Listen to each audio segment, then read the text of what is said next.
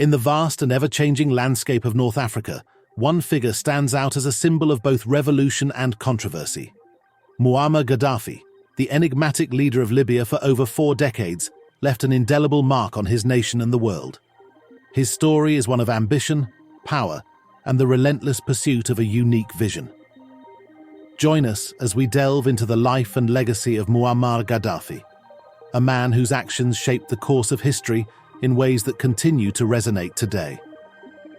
Born on June 7, 1942, in a small tent near the town of Sirte, Muammar Gaddafi grew up in a traditional Bedouin family. His early life was shaped by the harsh realities of desert living, where survival depended on resilience and community. Gaddafi's formative years were spent in a close-knit tribal society where he learned the values of loyalty, honor, and the importance of family. These experiences would later influence his political ideologies and leadership style. Gaddafi's education began in a local Quranic school, where he developed a deep sense of Islamic faith and a strong nationalist sentiment. He later attended the University of Libya, where his political activism took root. Inspired by the pan-Arab ideologies of Gamal Abdel Nasser and the anti-colonial movements sweeping across Africa, Gaddafi became increasingly involved in student politics. He founded a revolutionary cell dedicated to overthrowing the monarchy and establishing a more just society. In 1963, Gaddafi enrolled in the Royal Military Academy in Benghazi, where he received rigorous military training. It was during this time that he began to formulate his plans for a revolution. Alongside his military education, Gaddafi continued to nurture his political ambitions, secretly organizing a group of like-minded officers who shared his vision for a new Libya. This period of military training was crucial in shaping Gaddafi's strategic thinking and leadership skills. On September 1, 1969, Gaddafi and a group of young officers, known as the Free Officers Movement, staged a bloodless coup d'etat. While King Idris was abroad for medical treatment, the officers swiftly took control of key government institutions and military bases. The coup was met with little resistance, and within hours the monarchy was overthrown. Gaddafi, then just 27 years old, emerged as the de facto leader of the new Libyan Arab Republic. In the years following the coup, Gaddafi moved quickly to consolidate his power. He established the Revolutionary Command Council, RCC, to govern the country and began implementing a series of sweeping reforms. Gaddafi's charismatic leadership and populist policies won him widespread support among the Libyan people, but he also faced opposition from within the military and the former ruling elite. Through a combination of political maneuvering and strategic alliances, Gaddafi eliminated his rivals and solidified his position as the undisputed leader of Libya. One of Gaddafi's first major initiatives was to nationalize the oil industry, which had long been dominated by foreign corporations.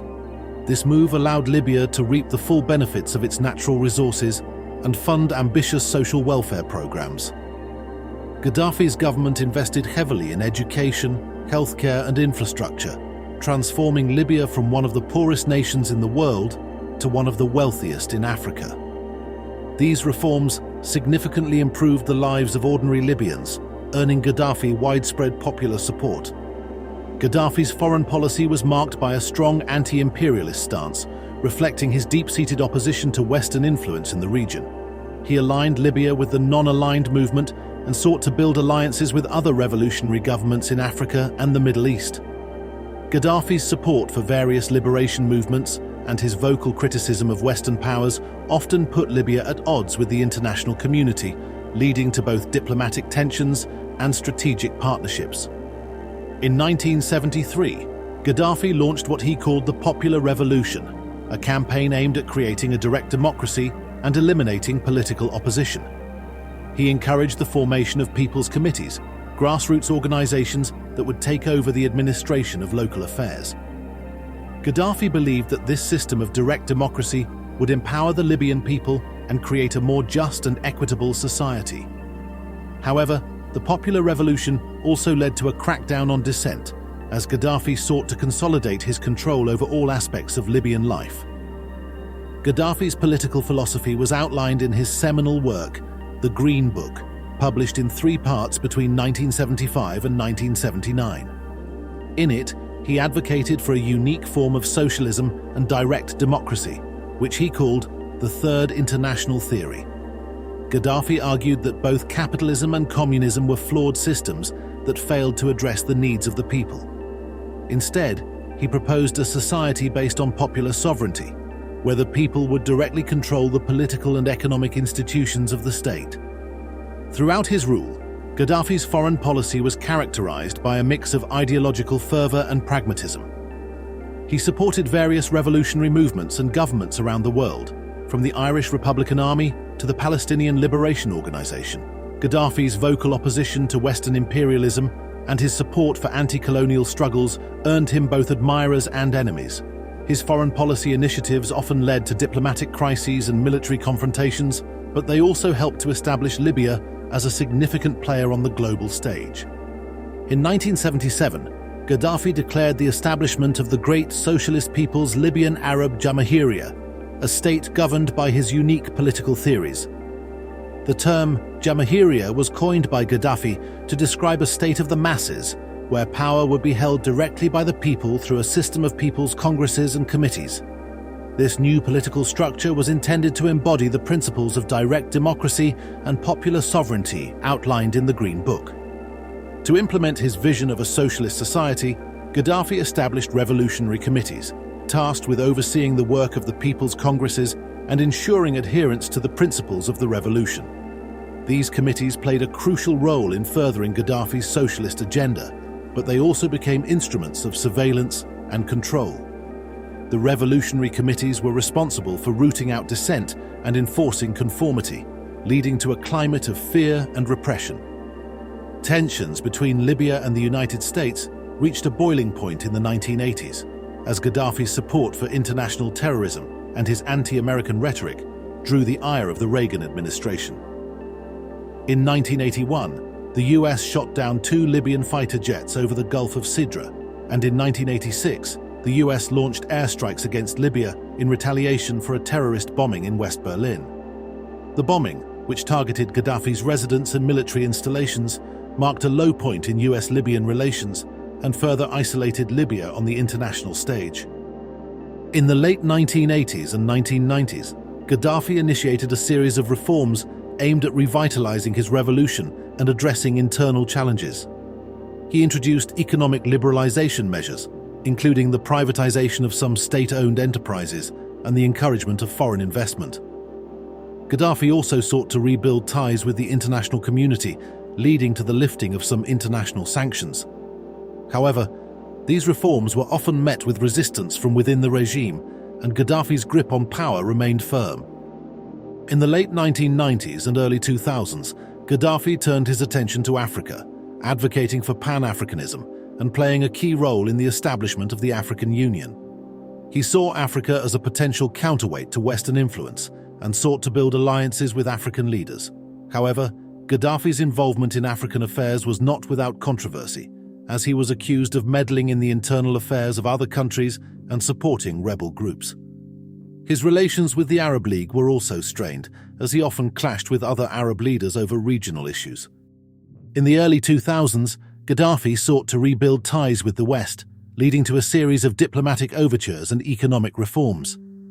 He agreed to dismantle Libya's weapons of mass destruction programs and cooperate with international efforts to combat terrorism. These moves led to the lifting of international sanctions and the normalization of relations with Western countries. Gaddafi's rapprochement with the West was seen as a pragmatic attempt to reintegrate Libya into the global economy and secure his regime's survival. Gaddafi's economic reforms in the 2000s were aimed at privatizing state-owned enterprises and attracting foreign investment. He sought to diversify Libya's economy away from its dependence on oil and to create new opportunities for the Libyan people. These reforms led to a period of economic growth and modernization, but they also exacerbated social inequalities and created new tensions within Libyan society.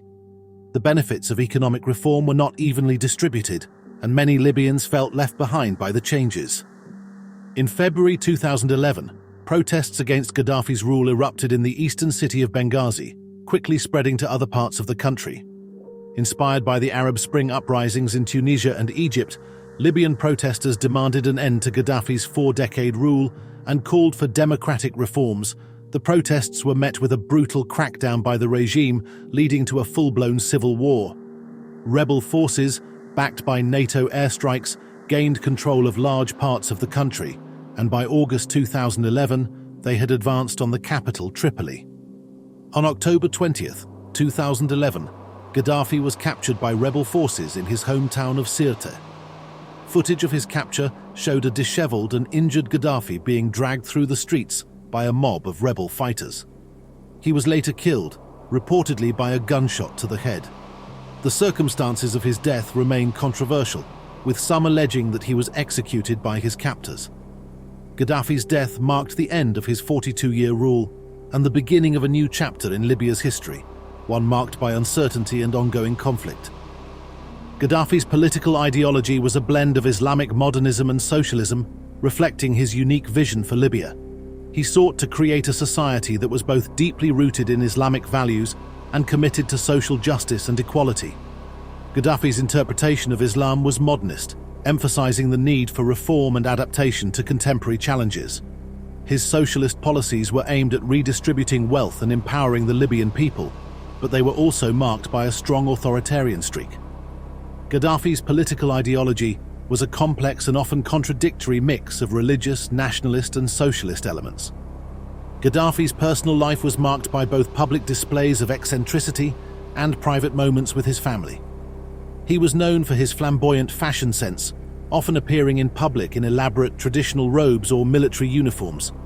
Gaddafi was married twice and had 8 biological children, as well as 2 adopted children. His family played a significant role in Libyan politics and society, with several of his children holding high-ranking positions in the government and military. Despite his public persona, Gaddafi was also known to be a private and introspective individual with a deep interest in philosophy and literature. Throughout his rule, Gaddafi maintained a high public profile, often appearing in flamboyant attire and making controversial statements. He was a master of political theater, using public speeches and appearances to project an image of strength and charisma. Gaddafi's public persona was carefully cultivated to reinforce his status as the undisputed leader of Libya and a major figure on the global stage. However, his public life was also marked by controversy and criticism, as he was accused of human rights abuses and political repression. Gaddafi's legacy is complex and divisive, with opinions ranging from admiration to condemnation. To his supporters, he was a visionary leader who transformed Libya from a poor and backward nation into a wealthy and modern state. They praise his social welfare programs, his anti-imperialist stance, and his support for revolutionary causes around the world. To his critics, however, Gaddafi was a brutal dictator who ruled with an iron fist, suppressing dissent and committing human rights abuses. His legacy is a subject of ongoing debate, both in Libya and around the world. In the years since his death, Gaddafi's rule has been reassessed, with ongoing debates about his impact on Libya and the world.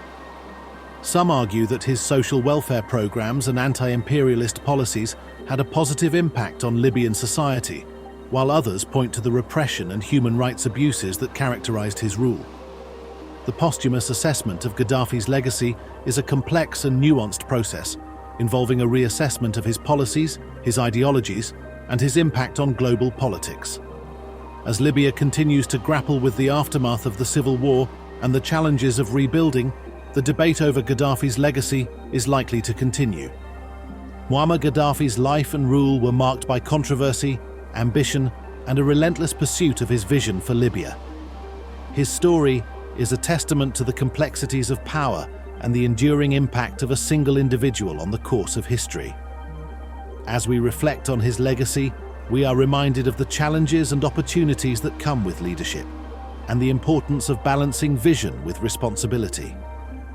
The story of Muammar Gaddafi is one that will continue to be told and debated for generations to come, a testament to the enduring fascination with this enigmatic and controversial figure.